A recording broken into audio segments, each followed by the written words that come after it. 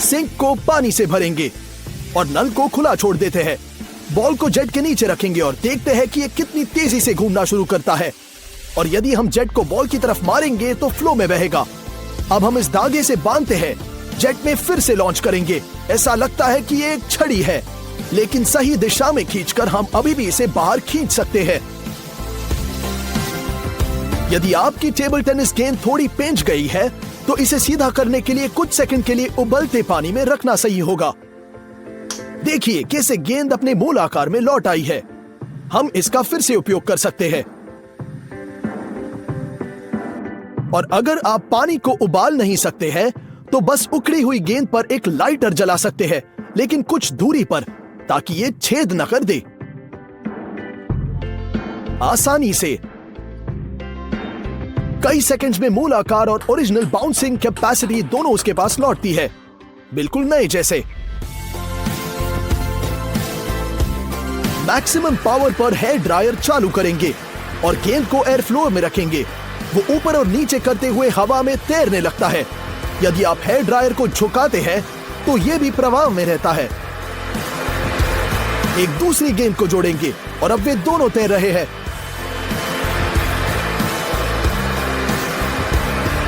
अब इनके ऊपर एक पेपर रोल को रखेंगे और वे अचानक इसके माध्यम से उड़ जाएंगे। चलो फिर से देखते हैं। और ये मैक्सिमम डिस्टेंस है जिस पर गेंद अभी भी धारा में रहेगी, उड़ रही है। आइए सबसे साधारण कॉकटेल ट्यूब लेंगे, इसे समकोण पर मोड़ेंगे और इसे अपने होठों के खिलाफ झोंकेंगे और अंदर से जोर से हवा फूंकना शुरू करते हैं और दूसरी छोर पर गेंद रखेंगे।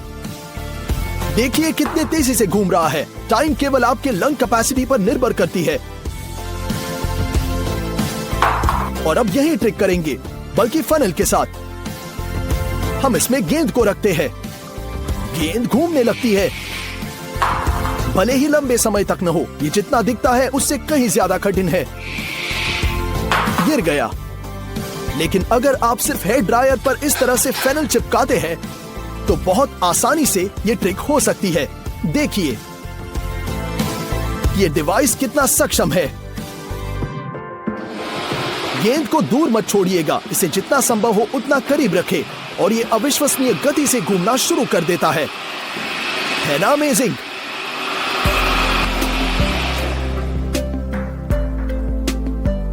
आइए देखेंगे कि गेंद आमतौर पर कितनी ऊंची उछल सकती है अगर हम इसे साधारण तौर पर बाउंस करेंगे तो। बढ़िया, लेकिन निश्चित रूप से हम और बेहतर कर सकते हैं। बेशक हम कर सकते हैं। गिलास में पानी लेंगे, इसमें बहुत कुछ नहीं होना चाहिए, बस गेंद को सेंटर में रखने के लिए थोड़ी जगह। सेंटर में रख दिया। अब हम गिलास फेंकते हैं और गेंद सचमुच छत में छलांग लगाती है। चलो फिर से करते हैं। बस पावर को देखो। यदि ये छत नहीं होता तो पता नहीं कि गेंद कितनी दूर उठ जाती। स्लो मोशन में, है ना अमेजिंग? क्या आपने कभी पिंग पोंग बॉल को आग लगाई है? आइए इस प्रोसेस की तुलना जलते पेपर से करेंगे। वाओ, ये शक्तिशाली आग है। जलती अग्नि ने चंद क्षणों में गेंद को राख कर दिया। गेंद कागज की तुलना में बहुत तेजी से जलती है। क्या आपने सोचा था कि ऐसे होगा?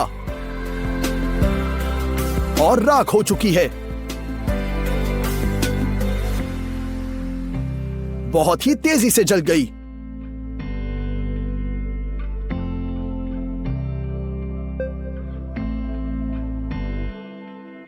अब हम बॉल लेंगे और इसे छोटे टुकड़ों में काटने के लिए कैंची का उपयोग करेंगे।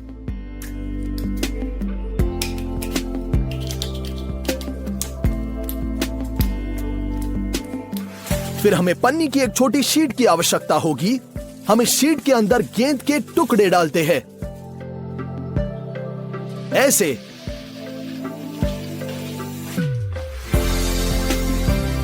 और अब हम इसे कैंडी की तरह लपेटेंगे।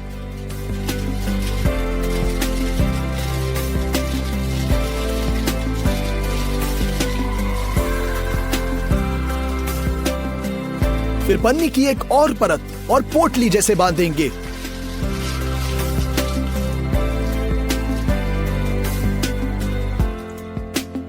आइए अपनी पोटली को एक खाली एक्वेरियम में रखते हैं और आग लगाते हैं। धीरे धीरे पन्नी को गर्म करना शुरू करेंगे। तब तक गर्म करें जब तक कि अचानक धुआं ना आ जाए। दूर हो जाना। स्लो मोशन में देखेंगे कितना सुंदर है। लेकिन घर पर इसे दोहराने की कोशिश बिल्कुल मत कीजिएगा, बहुत खतरनाक हो सकता है।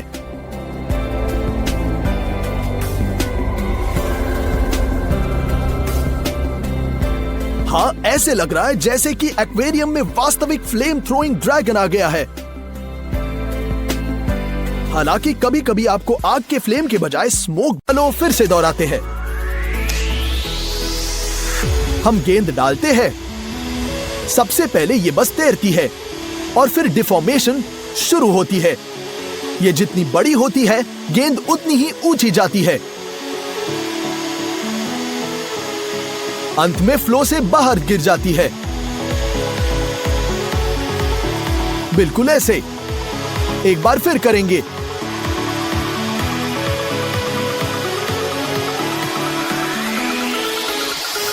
एक और बार।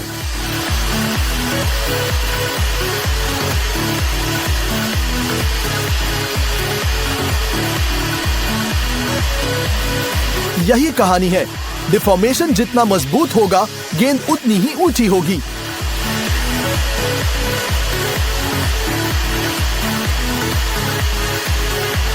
लेकिन अंत में यह भी गिर गई। इसे करीब से देखेंगे। ये धीरे धीरे तलते हुए पॉपकॉर्न के दाने की तरह सूज जाती है। और अब हम पहले ट्राई के रिजल्ट को दोहराने में कामयाब रहे, जबकि गेंद स्मोक कर रही है। सच में एक स्क्रू ड्राइवर के साथ गेंद को छेद कर यह हेयर ड्रायर के नीचे रखकर सब कुछ आसान बनाया जा सकता है।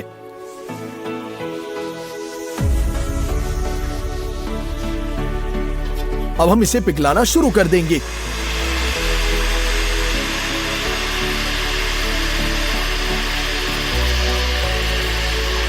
और फिर भारी मात्रा में धुएंदार हो गया है, लेकिन इस बार आग के बिना।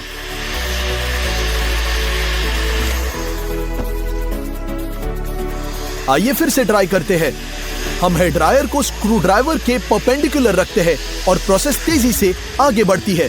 पहले ये पिघलती है, फिर धुएं का एक बादल और अंत में आग। बिल्कुल ऐसे। और गेंद विचार से कहीं ज्यादा खतरनाक बन गई। हम एक वाइस में माचिस की तिल लेते हैं और उस पर एक कंस्ट्रक्शन हेयर ड्रायर पॉइंट करेंगे। ये जलता है और जल्द ही मिट जाता है। क्या होगा यदि हम माचिस के सारी तिलों को पिंच करें तो? एक दूसरे में एक चेन रिएक्शन में जल जाती है। ये स्लोमो के शॉट्स में देखेंगे। देखा जा सकता है कि आग सभी माचिसों में बहुत जल्दी फैलती है। फिर से देखो। एक दूसरा फ्लैश और फिर वे मिट जाती है। चलो एक पूरे बॉक्स को जलाने की कोशिश करेंगे। हम हेयर ड्रायर लाते हैं। कुछ भी नहीं हुआ, लेकिन फिर ये काला पड़ने लगा और फिर अंदर से आग की एक चिंगारी। सभी तिलियां जल गई। आइए इसे खोलते हैं और देखेंगे कि उनमें से कोई भी नहीं बचा है। सब जल चुका है। अब लाइटर की बारी है। आइए इसके लिए एक हेयर ड्रायर लाएंगे और देखेंगे कि क्या होता है। सब कुछ बढ़िया है, पर सेकंड्स में विस्फोट हो गया। स्लोमो में देखेंगे। प्लास्टिक पिघल गया, गैस फट गई और लाइटर को फेंक दिया। हर बार यही परिणाम होता है। चलो उसे एक वाइस में निचोड़ने की कोशिश करेंगे। हम लाइटर को गर्म करते हैं।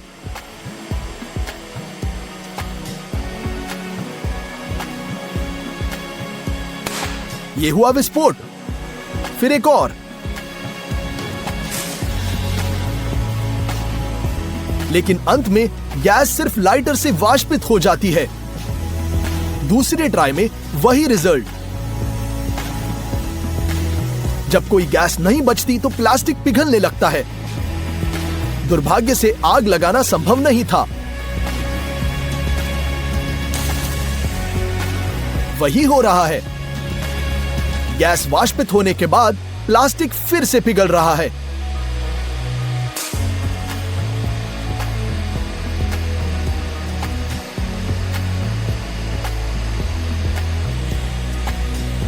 आग लगाना संभव नहीं था, लेकिन हम हार नहीं मानेंगे, बस लाइटर की संख्या बढ़ाएंगे। एक वाइस में 5 लाइटर और हेयर ड्रायर चालू करेंगे। हम उन्हें समान रूप से गर्म करते हैं और यहां एक के बाद एक विस्फोट होता है। ऐसा लगता है कि गैस की रिहाई से पावरफुल क्लैप को छोड़कर लाइटर एक चिंगारी के बिना काफी सुरक्षित है। प्लास्टिक पिघल भी रहा है।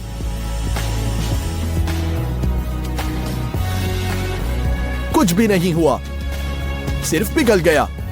टॉयलेट पेपर का एक रोल लेंगे। आइए देखेंगे कि हमारा हेयर ड्रायर इसके साथ क्या करता है।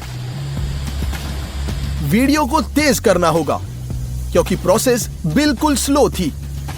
आप देख सकते हैं कि कागज धीरे धीरे अपना रंग बदल रहा है, लेकिन अभी तक आग नहीं लगी है। लेकिन हम हार नहीं मानने वाले। आइए सभी हीट को एक ही पॉइंट पर निर्देशित करेंगे। 4 मिनट के बाद धुआं आने लगता है, जिसका मतलब है कि आग होने वाली है। अंत में कागज फट गया। यह लंबे समय तक जलेगा। ये देखिए कि परत दर परत पर जलने पर यह धीरे धीरे कैसे कम हो रहा है, एक्सफोलिएशन जैसे। कितना सुंदर है।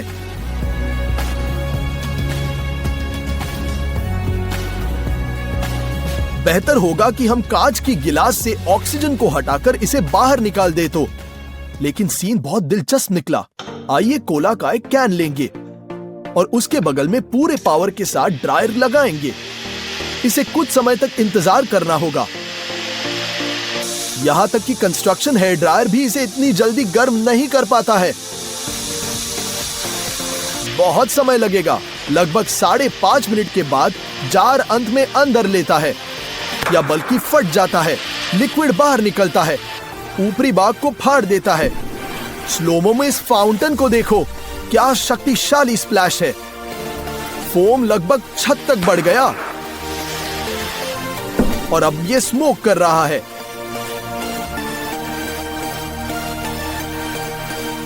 कोला बहुत ही ज्यादा गर्म है। देखो कि एक परफेक्ट स्लाइस कैसे निकला।